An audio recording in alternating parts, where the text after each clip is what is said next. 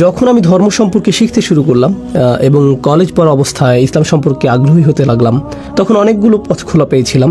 আপনি ইসলাম সম্পর্কে শিখতে পারতেন বিভিন্ন পথে। আপনি শুরুতে যে পথ বেছে নেন তার উপর নির্ভর করে ইসলাম নিয়ে আপনার পুরো দৃষ্টিভঙ্গিটি গড়ে উঠবে।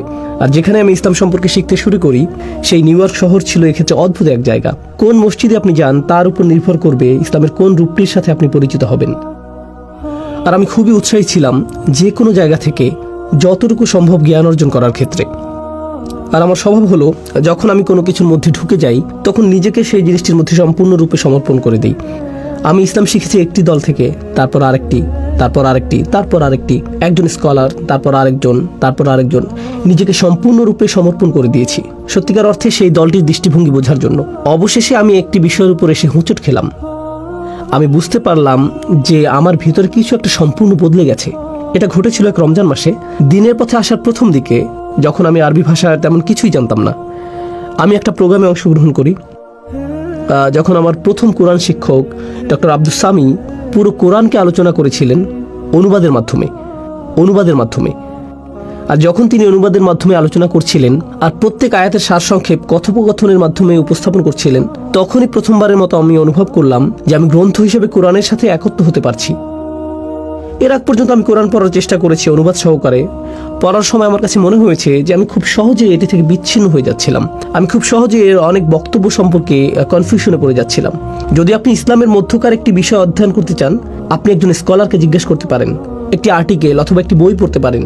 কিন্তু আপনি যদি একটি সূরা সম্পর্কে অথবা একটি আয়াতের মূল বক্তব্য সম্পর্কে অথবা কয়েকটি অনুচ্ছেদ সম্পর্কে মোটামুটি ভালো জ্ঞান অর্জন করতে চান, তাহলে আপনাকে অনুবাদের সীমা ছাড়িয়েও বেশ দূরে যেতে হবে বিষয়টি আসলেই বোঝার জন্য। আর অনুবাদের বাইরে যে উপকরণ আছে, যাকে বলা হয় তাফসীর, তা বেশ কঠিন মনে হয়েছিল। এটা এমন কোনো জিনিস না যা আপনি সহজেই পড়ে বুঝতে পারবেন। তো আমার মনে হয়েছিল যে কোরআন ও আমার মধ্যে এক ধরনের অসঙ্গতি কাজ করছিল। যদিও এটাই হলো ইসলামের মূল গ্রন্থ, কিন্তু রমজানের সেই অভিজ্ঞতাতে প্রথমবারের মতো আমি আসলেই সত্যিকার অর্থে আল্লাহর বাণীর সাথে একাত্মতা অনুভব করছিলাম। সেই আলোচনাগুলো ছিল 2-3 ঘন্টা লম্বা, আর উপসংহারগুলো ছিল 20-30 মিনিটের। আমি বক্তব্যে হারিয়ে গিয়ে ভুলেই যেতাম যে আমি একটা আলোচনা শুনছি। আমার মনে হতো যে আল্লাহ আমার সাথে সরাসরি কথা বলছেন।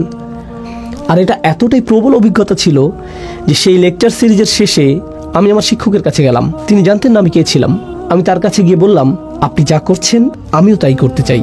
এর দ্বারা আমি দুইটা জিনিস বুঝিয়েছিলাম, আপনি যা শিক্ষাদান করেন আমিও তাও শিক্ষাদান করতে চাই, আমি এভাবেই অবদান রাখতে চাই। কিন্তু তার চেয়েও গুরুত্বপূর্ণ যে বিষয়টা তা হলো, আমি সেই ঝর্ণাধারা থেকে আকণ্ঠ পান করতে চাই যার সুধা আপনি পান করেছেন। আমি জ্ঞান অর্জন করতে চাই যেমনটা আপনি করেছেন। আর তিনি আমাকে অনুপ্রাণিত করেছিলেন কোরআনের এবং আরবি ভাষার ছাত্র হওয়ার জন্য।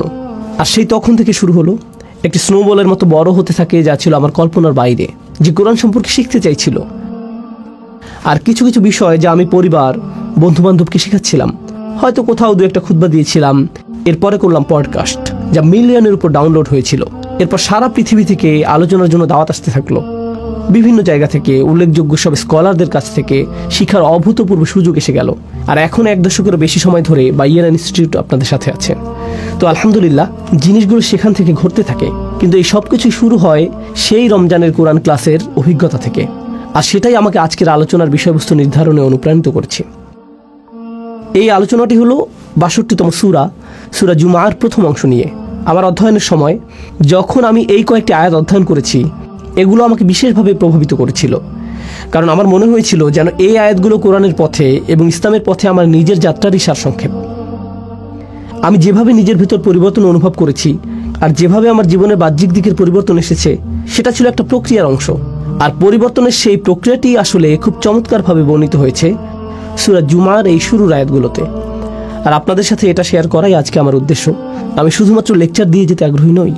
তো এখন আমি আপনাদের সাথে আলোচনা কয়েকটি বিষয় নিয়ে শুরু করব। আর আশা করছি ইনশাআল্লাহ আপনারা আমার সাথেই থাকবেন এবং বিষয়গুলো বুঝতে পারবেন পর্যায়ক্রমে, সুশৃঙ্খলভাবে। আমি বিষয়গুলোকে আজকে সুশৃঙ্খলভাবে উপস্থাপন করতে চাই, যাতে আপনারা বিষয়গুলো সহজেই মনে রাখতে পারেন, যা আপনারা এত ভালোভাবে অনুধাবন করবেন যে তখন আপনারা নিজের ভাষায় তা অন্যদেরকে বোঝাতে পারবেন ইনশাআল্লাহ। প্রথম যে বিষয়টা আমি শেয়ার করতে চাই তা হলো সূরা জুমার একটা পরিচিতি দেয়া, এবং যা কোরআনের 62তম সূরা। এটা সম্পর্কে কয়েকটি প্রাথমিক বক্তব্য উপস্থাপন করব। দ্বিতীয় যে বিষয়টা আমি করতে চাই, আল্লাহর 4টি নাম নিয়ে আলোচনা। সূরাটির প্রথম আয়াত আল্লাহর বর্ণনা করেছে তার 4টি নামের মাধ্যমে। খুবই সুন্দর, গভীর অর্থবোধক নাম, একটি নির্দিষ্ট ধারাবাহিকতায়। তো আমরা কিছুটা কথা বলবো এই 4টি নাম নিয়ে, তারপর আমরা আলোচনা করব দ্বিতীয় আয়াতে রাসূল সাল্লাল্লাহু আলাইহি সাল্লামকে যে দায়িত্ব দেওয়া হয়েছিল তা নিয়ে। আমাদের রাসূল সাল্লাল্লাহু আলাইহি সাল্লামকে সর্বশ্রেষ্ঠ মিশন দিয়ে পাঠানো হয়েছে, যা কোনো মানুষকে কখনো দেয়া হয়নি। আর দ্বিতীয় আয়াতে সেই সম্পূর্ণ মিশনটির সারসংক্ষেপ করা হয়েছে 4টি কাজের মাধ্যমে। এগুলো হলো সেই 4টি কাজ যা রাসূল সাল্লাল্লাহু আলাইহি সাল্লামকে করতে হয়েছিল, যে পরিবর্তন তিনি এনেছিলেন তার জন্য। আর এই আলোচনার শেষে সর্বশেষ যে আলোচনা আপনাদের সাথে করব তা হলো আমার এবং আপনার পরিবর্তনের ক্ষেত্রে আলোচিত এই সকল শিক্ষার ভূমিকা। নিজেকে পরিবর্তনের জন্য কোরআনে বর্ণিত এই 4টি পদক্ষেপ, যার আলোকে আমি আজকের আলোচনার নামকরণ করেছি। মূলত তাই থাকবে শেষের দিকে। কোরআন থেকে এই শিক্ষাগুলো আমরা শিখব এবং শেষে তা থেকে নির্যাস বের করে আমাদের নিজেদের জীবনে প্রয়োগ করব। তো আসুন শুরু করি সেই ভূমিকা দিয়ে, সূরা জুমার সংক্ষিপ্ত পরিচিতি দিয়ে। এটি সহ আরও কয়েকটি সূরাকে একসাথে বলা হয় মুসাব্বিহাত। এটা একটা বড় আরবি শব্দ, আপনি হয়তো জানেন না এর অর্থ কি।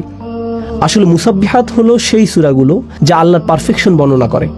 যে বিষয়টি এই সূরাগুলোর সবগুলোতেই দেখা যায় তা হলো সবগুলো সূরার শুরুতে রয়েছে সাব্বাহা লিল্লাহি মা ফিস সামাওয়াতি ওয়াল আরদ অথবা ইউসাব্বিহু লিল্লাহি মা ফিস সামাওয়াতি ওয়া মা ফিল আরদ, অর্থাৎ আকাশ এবং পৃথিবীর সব কিছুই আল্লাহর পারফেকশনের বর্ণনা করে আসছে এবং তারা আল্লাহর পারফেকশন বর্ণনা করতে থাকবে এবং তারা এখনও আল্লাহর পারফেকশন বর্ণনা করে যাচ্ছে।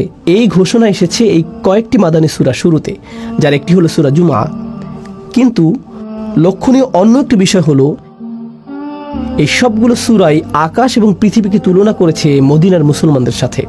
রাসূল সাল্লাল্লাহু আলাইহি সাল্লাম মদিনায় হিজরত করার পর সেখানে মুসলিমদের নতুন সমাজ গড়ে ওঠে। এই সূরাগুলো মদিনার মুসলিমদের অবস্থাকে আকাশ এবং পৃথিবীর সাথে তুলনা করেছে। মূলত এটা প্রকাশ করেছে যে আকাশ এবং পৃথিবী তাই করছে যা তাদেরকে বলা হয়েছে। তারা আল্লাহর সামনে আত্মসমর্পণ করে এবং তার পারফেকশন ঘোষণা করে। আল্লাহ বোঝাতে যাচ্ছেন, কেন তোমাদের ঈমানের স্তর ভিন্ন? তোমাদের কেউ কেউ খুবই নিবেদিত, কেউ কেউ মোটেও নিবেদিত না। তোমাদের কেউ কেউ মুনাফিকিপূর্ণ, তোমাদের কারো কারো সংকল্প দুর্বল, এরকম পার্থক্য বিদ্যমান। তো আল্লাহ আসলে ভিন্নতা দূর করে সকলের ঈমানের স্তরকে উপরে তুলে আনতে চাইছেন এবং সকলকে পরিবর্তন করতে চাইছেন এই মুসাব্বিহাত সূরাগুলোর মাধ্যমে। এই গ্রুপের সূরাগুলোর একটি হলো সূরা জুমা। কিন্তু কোরআনের এই ছোট সূরার গ্রুপের মধ্যেও সূরা জুমার রয়েছে স্বতন্ত্র বৈশিষ্ট্য। কেন? এর কারণ দুইটি। প্রথমত, অন্য সূরাগুলোতে আল্লাহ বর্ণনা করেছেন আকাশ এবং পৃথিবীর এবং তাদের কার্যক্রম এবং তাদের করণীয়। ইউসাব্বিহু লিল্লাহি মা ফিস সামাওয়াতি ওয়া মা ফিল আরদ।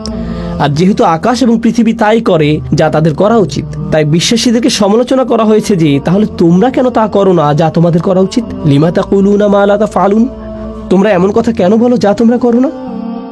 হুয়াল্লাযী খালাকাকুম ফামিনকুম কাফিরুন ওয়া মিনকুম মুমিন, তিনি সেই সত্তা যিনি তোমাদেরকে সৃষ্টি করেছেন, তোমাদের মধ্যে রয়েছে কাফের, তোমাদের মধ্যে রয়েছে ঈমানদার। কেন মানবজাতির মধ্যে এই অসঙ্গতি যখন আকাশমণ্ডলীতে কোনো অসঙ্গতি নেই? কিন্তু এই সূরাটি অন্যগুলো থেকে আলাদা। এই সূরাতে যখনই আল্লাহ বর্ণনা করেছেন আকাশ এবং পৃথিবী এবং তারা তাই করে যা তাদের করা উচিত, এরপর তিনি উল্লেখ করেছেন রাসূল সাল্লাল্লাহু আলাইহি সাল্লামের। আমাদের সমালোচনা করার পরিবর্তে তিনি রাসূল সাল্লাল্লাহু আলাইহি সাল্লামের উল্লেখ করেছেন এবং বর্ণনা করেছেন তিনি তাই করেন যা তার করা উচিত।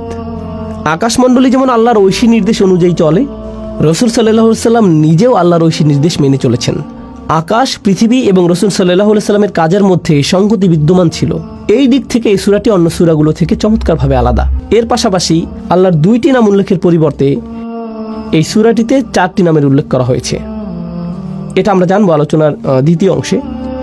এখন প্রথম আয়াতের বিষয়বস্তুতে যাওয়ার আগে এবং আল্লাহ 4টি নামের আলোচনার আগে আমি আপনাদের সাথে আলোচনা করতে চাই, শুধুমাত্র এই আলোচনারই নয় বরং পুরো সূরাটির সামগ্রিক মেসেজটি নিয়ে।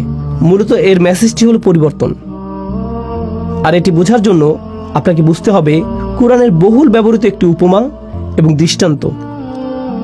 অনেক জায়গাতে কোরআন নিজেকে তুলনা করেছে আকাশ থেকে নেমে আসা বৃষ্টির সঙ্গে। এভাবে তুলনা করা হয়েছে। আর এই তুলনাটি উপলব্ধি করা গুরুত্বপূর্ণ।